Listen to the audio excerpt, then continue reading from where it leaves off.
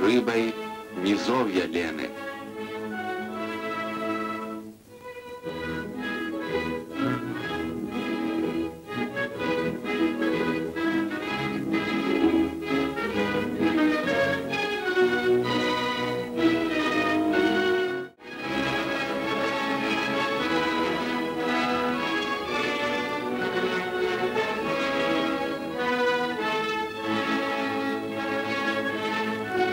Тысячи центнеров рыбы вылавливают ежегодно рыбаки-колхозники.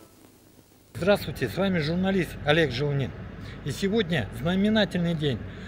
Колхоз «Арктика» Булунского улуса открывает свою навигацию. Так, мы находимся на причале колхоза «Арктика» Булунского района. Почти заканчиваем подготовку к навигации. И у нас начинается путина, летняя путина. Вот это вот стоит наш корабль, который мы приобрели в прошлом году и поставили новые шоковые установки. Но с прошлого года замораживаем мы на шоковых установках, и поэтому у нас производство и качество соответствующее. То есть, допустим, может свежая рыба тут в Якутск приехать самая первая. Мы восстановили с прошлого года судно «Залив». Кстати, очень интересная история у залива. Когда у нас легендарный председатель работал, Винокуров Иннокентий Иванович, его подарил первый наш президент Николаев Михаил Ефимович.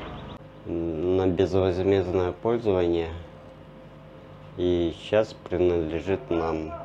Ранее это судно было по документам оформлен как судно разъездное было. Сейчас мы ее переделываем на судно-толкач, буксир, чтобы буксировать баржу эту большую. И при этом у нас расходы горючего намного меньше должны быть.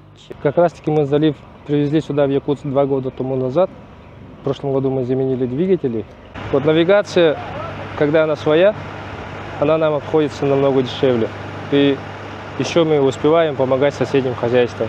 Друг друга поддерживаем, коллективность создается. Сообща работаем между собой. Ребята, наша команда, все молодые местные ребята быковские. Они сейчас и поедут. Они у нас универсалы идут. Они как и моряки, как и рыбаки. А именно в этом году, из-за того, что мы уже год работаем над судами, всю зиму тут проработали, наконец-то все готово у нас.